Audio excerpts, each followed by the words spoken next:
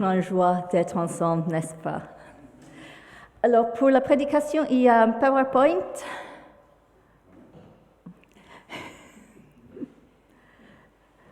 Et il ne faut pas mélanger avec l'autre PowerPoint qui est en vidéo, qui est pour plus tard.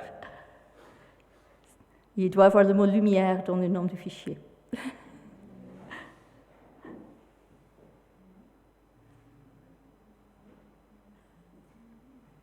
Voilà. Moi, je suis la lumière du monde. Celui qui me suit ne marchera pas dans l'obscurité, mais il aura la lumière de vie. Parole de Jésus. Suivant.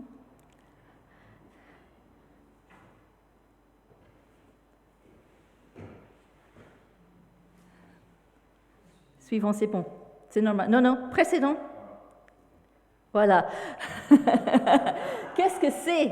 On ne voit rien. C'est toujours le problème quand on veut projeter un carré noir, c'est que ça projette rien du tout. Question pour les enfants. Est-ce que ça vous est déjà arrivé de sortir la nuit quand il fait vraiment tout noir? Quand il n'y a ni lune ni étoile? Et peut-être tu es en vacances à la campagne, donc il n'y a même pas de lumière de maison ou rien. Ça vous est déjà arrivé? Non? Oui? Parce que juste des fois, ça ne nous arrive pas souvent, mais des fois, on est dehors et il fait nuit au point où on ne voit même pas la main devant le visage. Et c'est vraiment, je ne sais pas vous, mais moi, quand ça m'arrive, c'est rarissime, ça me fait peur. Je cherche tout de suite à sortir la torche de la poche, j'allume même le monde pour avoir un petit peu de lumière, parce que si je vois rien, je suis complètement perdue et j'arrive même pas à avancer, j'ai peur de tomber, je vois pas où je mets les pieds et ça va pas du tout. Et c'est parce que nous, les êtres humains que nous sommes, nous avons besoin de lumière, n'est-ce pas? Nous avons besoin de lumière pour voir ce que nous faisons. Nous avons besoin de lumière pour trouver notre chemin. Je pense qu'avec Brian, on a été un peu sensibilisés à ça parce que nous avons des amis qui sont non-voyants, très malvoyants au point vraiment légalement aveugles. Et donc, ça nous arrive des fois à donner un bras pour guider ou pour expliquer attention à marche. Et on se rend compte que quand on n'a pas des yeux, c'est vraiment grave, on en a besoin et surtout c'est de la lumière qu'on a besoin. En fait, notre ami nous a dit même, lui, il lui reste, je pense, un petit peu, quelques points de pourcentage de vision et il ne voit plus ce qu'il regarde, mais il voit la lumière. Et avec ce petit peu de lumière, ça lui permet quand même de naviguer. Il va voir, s'il était là, il ne vous verrait pas, mais il saura voir où est la porte, par exemple. Donc ça lui permet juste un tout petit peu de lumière. Des fois, ça peut suffire pour naviguer, pour avancer. Et ce qui est vrai d'un point de vue physique, c'est bien sûr aussi vrai d'un point de vue spirituel. Sans aide, sans lumière, sans cette lumière qui vient de Dieu, nous tournons en ronde, nous sommes proies à n'importe quelle idée. Ce matin, nous allons lire un texte qui en parle, qui se trouve dans l'Évangile de Jean, chapitre 8. Mais juste avant de le lire, Jésus va à nouveau utiliser cette petite expression, cette petite phrase « Je suis ». Cette petite phrase qui nous envoie vers l'histoire d'Israël. Donc, ceux qui étaient là début juillet se souviennent peut-être que quand Moïse était dans le désert, il a vu ce buisson qui brûlait. Et ça brûlait, mais le bois n'était pas consommé, ce n'était pas détruit. Et il a entendu une voix, la voix de Dieu de ses ancêtres, la voix de Dieu d'Abraham, Isaac et Jacob. Et entre autres, cette voix, quand il a dit « Mais vous êtes qui, Seigneur? Qui êtes-vous, Seigneur ?» Il a répondu « Je suis celui qui je suis. » Et il a dit, mais quand le peuple me demande, mais qui t'a envoyé? Qui t'a dit tout ça? Le Seigneur a répondu, tu lui dirais, je suis m'a envoyé vers vous. Donc quand Jésus utilise ces mots, je suis, aiguillémé en grec, derrière, il faut entendre cette notion, cette révélation de Dieu, le nom de Dieu, qui est tellement saint que jusqu'à nos jours, ça ne se prononce pas à haute voix par nos amis juifs. Cet nom qui veut dire « je suis qui je suis ». Et donc, en le disant, Jésus fait appel à toute cette histoire et il se met en égalité. Il fait un lien entre lui et le Dieu d'Abraham, Isaac et Jacob. Il dit que lui, il est Dieu, et pas n'importe lequel, ce Dieu-là. C'est choquant, n'est-ce pas? On peut comprendre que les gens de ces jours crient au blasphème, sauf bien sûr si c'est vrai. Si c'est vrai, c'est pas choquant. Si c'est vrai, c'est merveilleux. Mais c'est pas étonnant que ça a dérangé les gens de son époque. Donc nous allons maintenant lire le texte et j'ai à nouveau fait ça en forme de lecture à plusieurs voix. Donc je vais donner un micro à Michel. C'est le micro 3 que je donne à Michel. Alors j'ai juste enlevé les il dit pour qu'on le suit et on suit qui dit quoi. Et moi je fais la narratrice. Donc Jean 8 à partir du verset 12. Jésus adressa de nouveau la parole aux pharisiens. Moi, je suis la lumière du monde. Celui qui me suit ne marchera pas dans l'obscurité, mais il aura la lumière de la vie. Tu te rends témoignage à toi-même. Ton témoignage n'est pas conforme à la vérité. Même si je rends témoignage à mon propre sujet, mon témoignage-ci est conforme à la vérité, parce que je sais d'où je viens et où je vais. Mais vous ne savez pas d'où je viens, ni où je vais. Vous jugez selon des critères humains. Moi, je ne juge personne. Et s'il m'arrive de juger, mon jugement est véridique, parce que je ne suis pas seul. Le Père qui m'a envoyé est avec moi. Il est écrit dans votre loi que le témoignage de 2 personnes est recevable comme vrai. Moi, je rends témoignage à mon propre sujet, et le Père qui m'a envoyé témoigne aussi pour moi. Où est ton Père? Vous ne connaissez ni moi ni mon Père. Si vous me connaissiez, vous connaîtriez aussi mon Père. Jésus prononça ces paroles alors qu'il enseignait dans le temple, à l'endroit où se trouve la salle du trésor. Personne ne l'arrêta parce que son heure n'était pas encore venue. Et puis plus loin au chapitre 9, à partir du premier verset, nous lisons à nouveau, et cette fois c'est un échange entre Jésus et un de ses disciples. En chemin, Jésus vit un homme qui était aveugle depuis sa naissance. Ses disciples lui demandèrent: Rabbi, est-ce à cause de son propre péché ou à cause du péché de ses parents qu'il est né aveugle? Ni lui, ni ses parents n'ont péché, mais pour que l'œuvre de Dieu se manifeste en lui pendant qu'il fait jour, nous devons accomplir les œuvres de celui qui m'a envoyé. La nuit s'approche, où personne ne peut travailler. Pendant que je suis dans le monde, je suis la lumière du monde. Après ces mots, il cracha par terre. Il fit un peu de boue avec sa salive. Il appliqua cette boue sur les yeux de l'aveugle et lui dit: Va te laver à la piscine de Siloé. Ce nom signifie envoyé. L'aveugle y alla, se lava, et quand il revint, il voyait.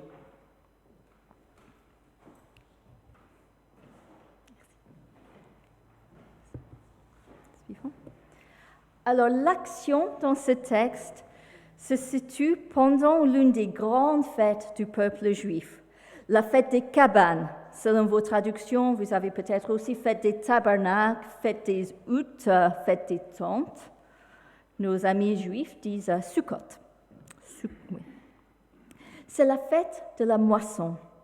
Ça a lieu en fin d'année agricole, donc en septembre-octobre, et ça, c'est un fête grande fête de joie, c'est une grande fête de reconnaissance qui marque le fait que le Seigneur a à nouveau fait provision pour le peuple et ils auront à manger pour l'hiver qui arrive.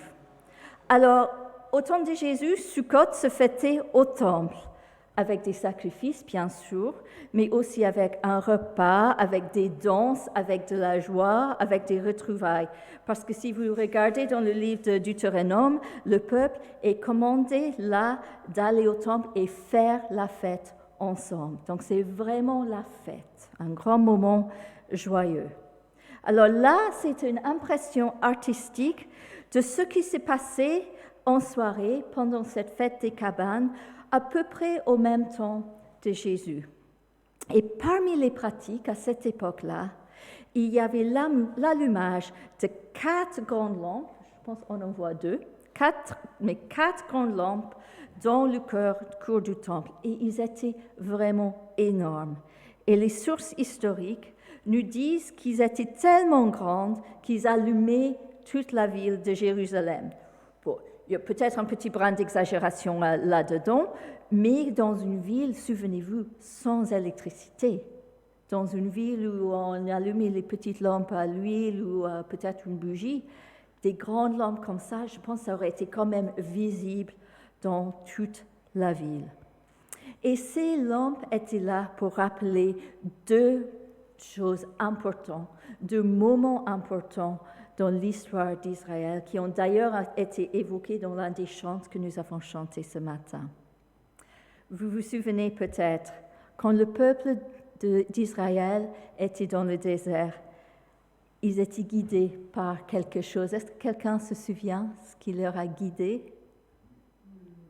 La nuée. En journée, c'était la nuée, et la nuit, le feu, un pilier de feu.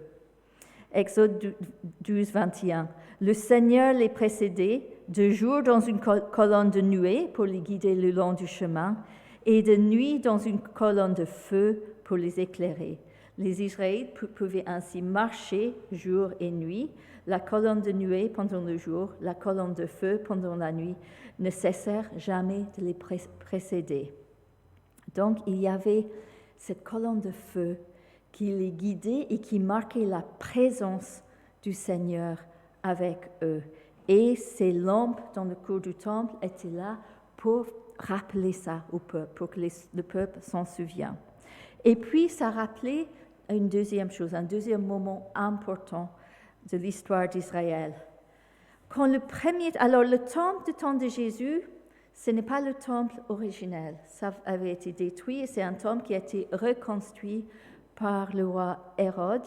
Il était assez nouveau, assez récent au temps de Jésus. Quand le premier temple a été construit, le temple originel de Jérusalem, dans 2 Chroniques 7:1, nous lisons ceci. Lorsque Salomon eut terminé sa prière, un feu descendit des cieux et brûla les sacrifices complets et les sacrifices de paix, et la gloire du Seigneur remplit le temple. Donc il y avait une énorme lumière qui remplissait le temple de Salomon, et c'était la gloire du Seigneur, la présence du Seigneur. Et là, à nouveau, ces lampes étaient là pour rappeler la gloire et la présence du Seigneur. Et c'est donc ce contexte-là que Jésus se lève et il dit « Je suis la lumière ». Donc c'est une sacrée prétention là. Si c'est pas vrai, c'est gonflé. Hein?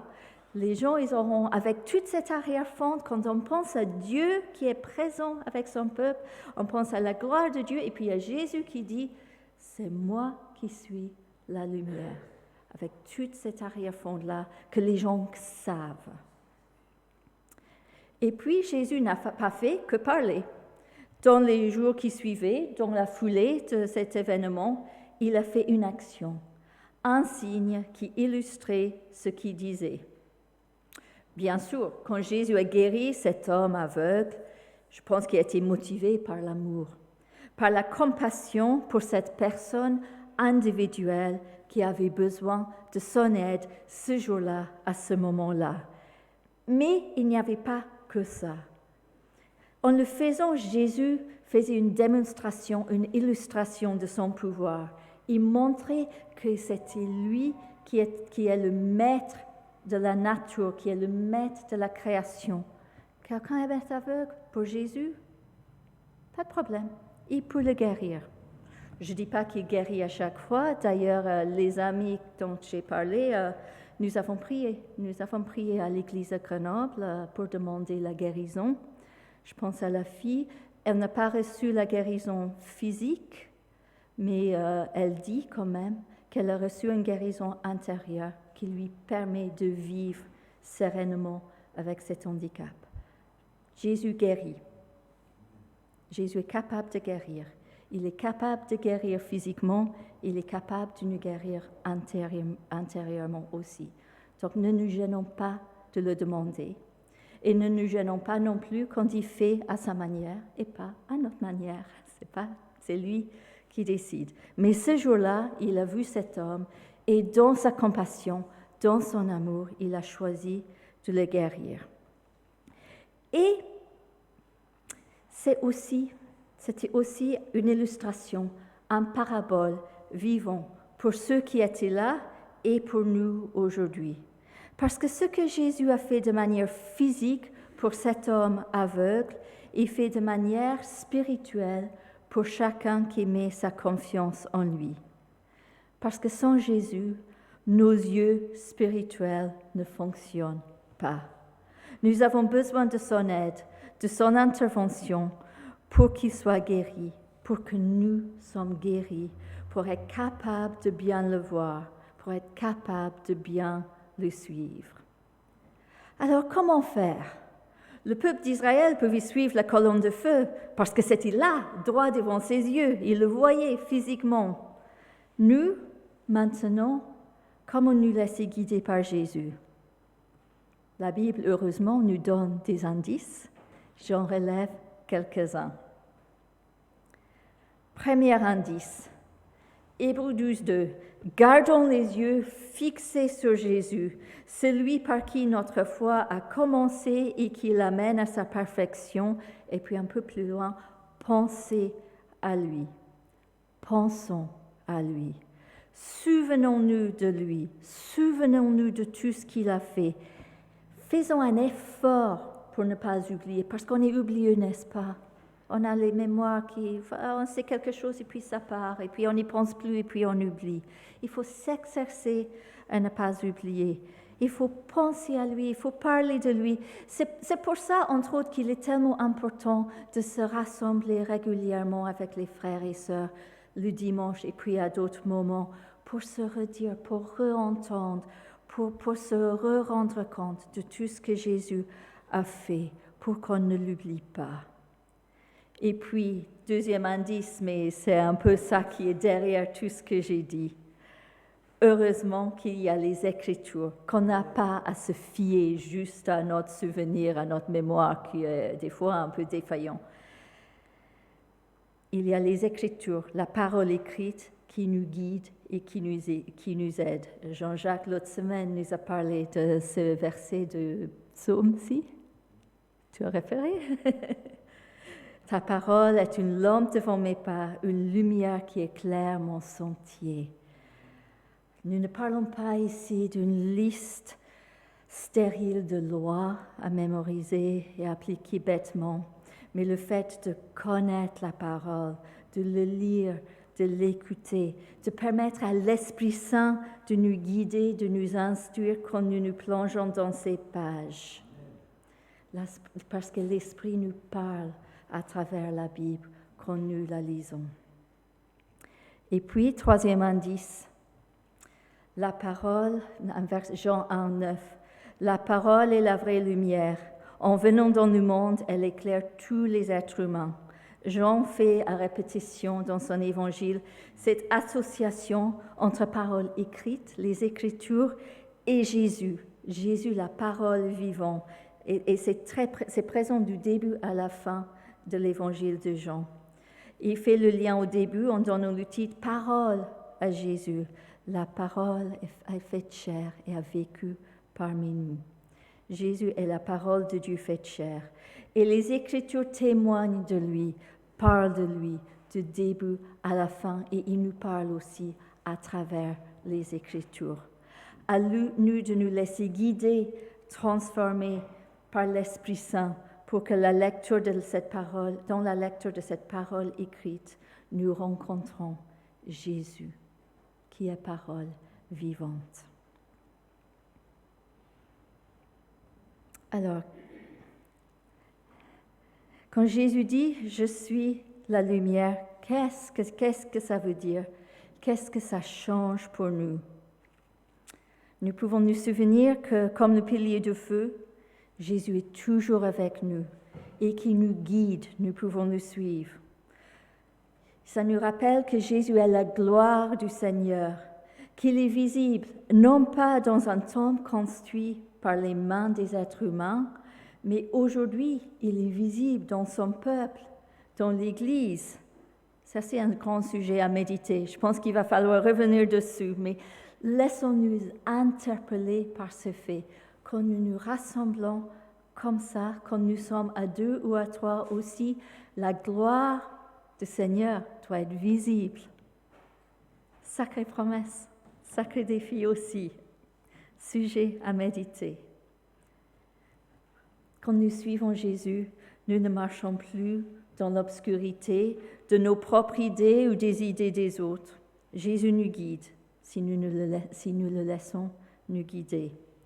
En lisant sa parole, en pensant et méditant ce qu'il a fait, en lui demandant par son esprit de nous permettre de voir clair, en acceptant de nous laisser éclairer, guider par lui dans toutes les situations et dans toutes les circonstances de nos vies. Amen. Je vous invite à vous lever. Nous allons prendre le chant « Lumière du monde » comme affirmation qui dit que oui, Jésus, il est la lumière, notre lumière, il est lumière pour le monde entier.